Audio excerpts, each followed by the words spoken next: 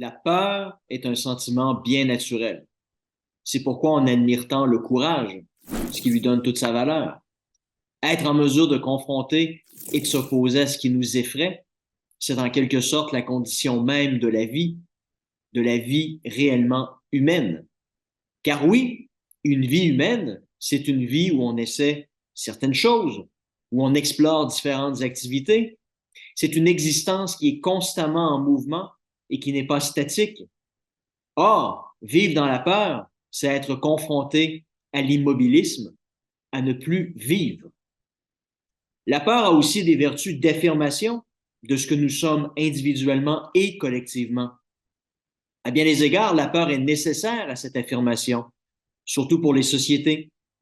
Avoir face à soi un kraken, un monstre qui nous effraie, permet de créer une solidarité et un destin commun entre des individus.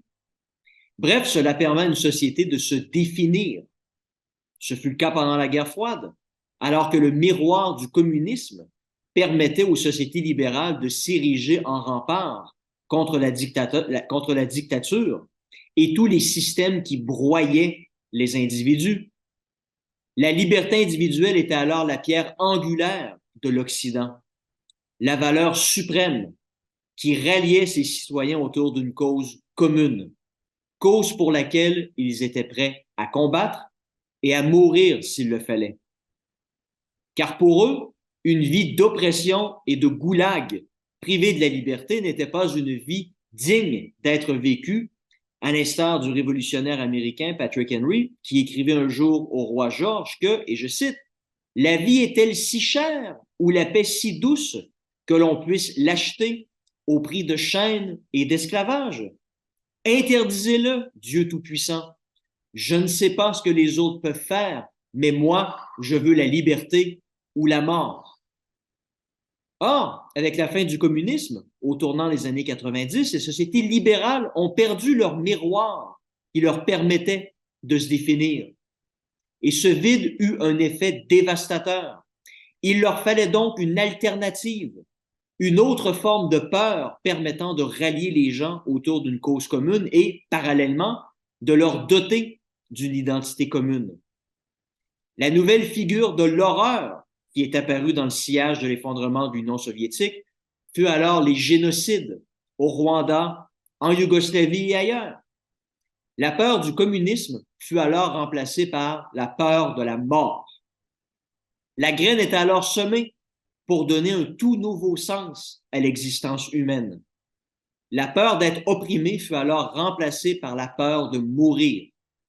Évidemment, le terrorisme contemporain qui a frappé en plein cœur de l'Amérique le matin du 11 septembre 2001 a été un événement qui a accéléré cette peur et, en parallèle, les remèdes politiques qu'on croyait alors nécessaires. L'insécurité mena alors à l'imposition de mesures exceptionnelles et souvent exagérées, dont le seul but consistait à nous préserver d'une mort violente et prématurée. Préserver la vie, oui, mais à quel prix? Des lois liberticides furent alors adoptées afin de faciliter la surveillance de gens qu'on croyait être des menaces potentielles.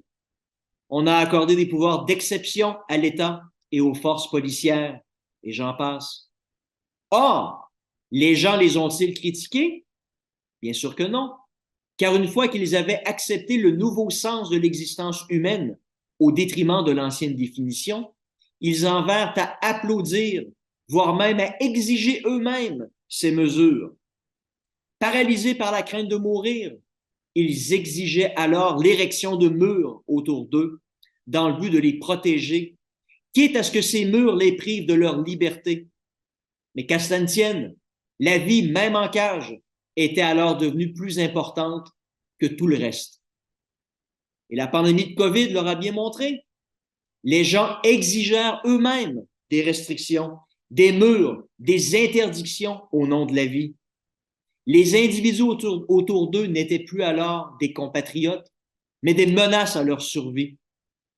L'isolement physique et psychologique ne peut être que la résultante de cette vie purement biologique et privée désormais de tout lien intersubjectif avec autrui. L'individu se retrouve alors seul, Il ne peut alors que se tourner vers l'État comme étant sa seule bouée de sauvetage. L'État devient alors son Dieu qui peut lui imposer à peu près n'importe quoi. Et lorsque ce sera le cas, il se prosternera devant lui et le remerciera. Merci de me garder en vie. En retour, je t'offre ma liberté. Amen. En somme, la grande victoire du libéralisme contre le communisme en 1991 n'aura été qu'un cadeau empoisonné, un cheval de Troie, car la disparition de notre ennemi d'hier qui donnait tout son sens au libéralisme, c'est-à-dire une idéologie priorisant la liberté individuelle, a généré un vide qui a été remplacé par une nouvelle peur qui ne pouvait que favoriser la restriction graduelle de cette liberté en élevant comme dogme suprême la vie purement biologique, une vie qui n'a plus rien d'humaine. Ce qu'avait très bien envisagé Benjamin Franklin, qui avait jadis affirmé que, et je cite, « Ceux qui renoncent à leur liberté pour s'offrir un peu de sécurité temporaire ne méritent ni la liberté ni la sécurité, et ils finiront par perdre les deux. » Depuis 30 ans, la biopolitique ou la politique au nom de la préservation de la vie s'impose comme nouvelle conception du pouvoir étatique. Une vision politique qui normalise les mesures d'exception, l'isolement des individus, accentue leur peur irrationnelle et l'omnipotence de l'État dans nos vies. Une présence que les gens non seulement acceptent, mais demandent. Plus d'État, plus de restrictions, moins de liberté sont désormais les mots d'ordre. Et l'éco-anxiété n'est que la nouvelle manifestation de cette peur irrationnelle de la mort, équivalée des dépenses les plus folles, et qui tend à normaliser dans l'esprit de beaucoup de gens des mesures liberticides. Il n'y a plus de limites et de rationalité qui tiennent lorsqu'on vit dans un monde que l'on pense en péril et qui menace notre existence. Rien d'être une anomalie, cette éco-anxiété est plutôt le signe de notre époque, d'une époque de moins en moins libérale et où s'effrite graduellement, mais de manière irrémédiable, notre liberté. Alors, si le sujet vous intéresse, je vous invite à vous procurer mon livre sur le sujet qui paraît aujourd'hui en librairie. Sinon, je serai aussi en visite au Québec à la mi-décembre, où je participerai à certains événements.